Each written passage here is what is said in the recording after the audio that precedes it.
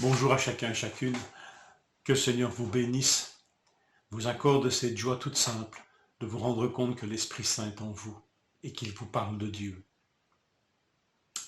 1 Corinthiens 2, verset 12. Or nous n'avons pas reçu l'esprit du monde, mais l'esprit qui vient de Dieu, afin de connaître les bienfaits que Dieu nous a donnés par sa grâce. Tel est le merveilleux ministère du Saint-Esprit, de l'Esprit Saint, de l'Esprit de Dieu, auprès de ceux et de celles qui ont cru au message de l'Évangile. Christ crucifié pour nos péchés, ressuscité pour nous sauver. En fait, tout ce que nous avons compris, tout ce que nous comprenons de Dieu, nous le devons au Saint-Esprit. Tout ce que nous avons reçu, c'est le Saint-Esprit qui nous le fait connaître et nous le fera connaître.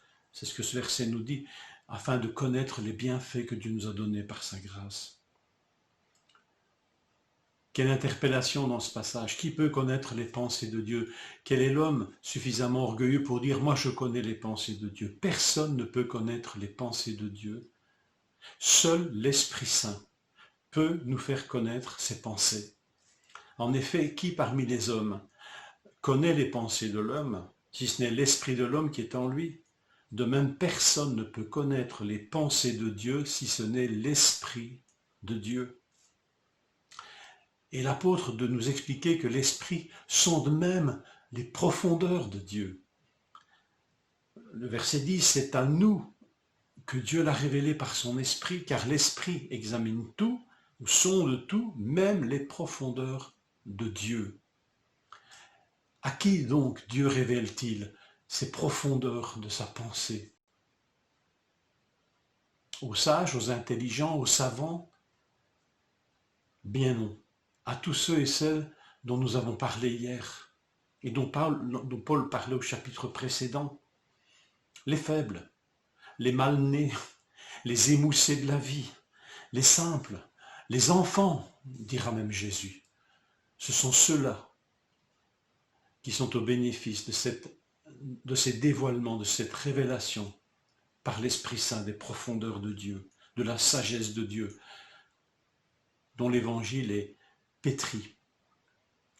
L'Évangile est une puissance de Dieu, l'Évangile de la croix est puissance de Dieu, sagesse de Dieu, pensée de Dieu, émanant des profondeurs de Dieu. Personne ne peut se glorifier donc de comprendre ce langage. Nous le devons à la grâce de Dieu et à l'activité de son esprit. Personne ne peut comprendre l'évangile de Christ si ce n'est par le ministère de l'Esprit. Donc forcément, ceux et celles qui croient en Christ sont au bénéfice de l'action du Saint-Esprit. La croix est un langage spirituel, une sagesse de Dieu qui est une folie pour la sagesse des hommes qui n'ont que leur esprit et l'esprit de ce monde pour en juger. Et leur verdict est sans appel, scandale, folie, que le discours de la croix, que la pensée qui émane de la croix. J'étais de ce nombre, sans doute vous aussi. Moi, je me suis personnellement moqué du langage de la croix, de l'œuvre de la croix. Et pourtant, un jour, je l'ai compris. Et cela a touché mon existence. Et si cela a touché ma vie, je le dois à l'activité du Saint-Esprit dans ma propre vie, qui m'a fait comprendre que la croix était sagesse de Dieu et puissance de Dieu pour me sauver et pour me transformer. Ce qui donc a été commencé par l'Esprit Saint, continuons-le par l'Esprit et non par la chair, comme le dira Paul dans une autre épître. Nous ne devons pas, ce que nous avons commencé par l'Esprit, nous ne devons pas le continuer par notre intelligence ou notre intelligence naturelle, mais par notre intelligence au service de la pensée de Dieu, pétrie par la pensée de Dieu, influencée favorablement et durablement par le ministère du Saint-Esprit qui renouvelle notre pensée et notre intelligence, afin que nous comprenions de mieux en mieux tout ce que Dieu nous a donné par sa grâce. Ce que nous avons commencé, ce qui a été commencé par l'Esprit, continuons-le par l'Esprit.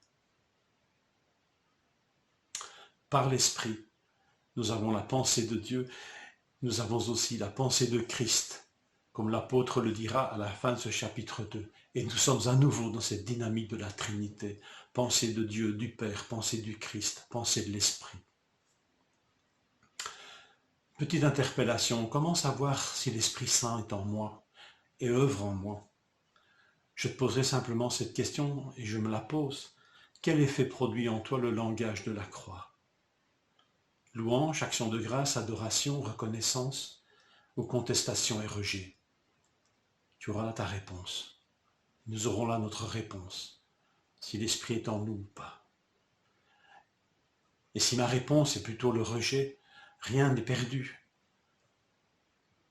L'humilité précède la gloire, alors je peux toujours venir auprès du Seigneur en lui demandant humblement, Esprit Saint, Esprit de Dieu, ouvre mes yeux pour que je comprenne ce langage de la croix et qu'il change mon existence. Que le Seigneur touche nos cœurs, que le Seigneur nous révèle plus que jamais ses pensées et la profondeur de ses pensées, qui est source de salut pour tous les hommes. Que ça nous vous fortifie en cette journée.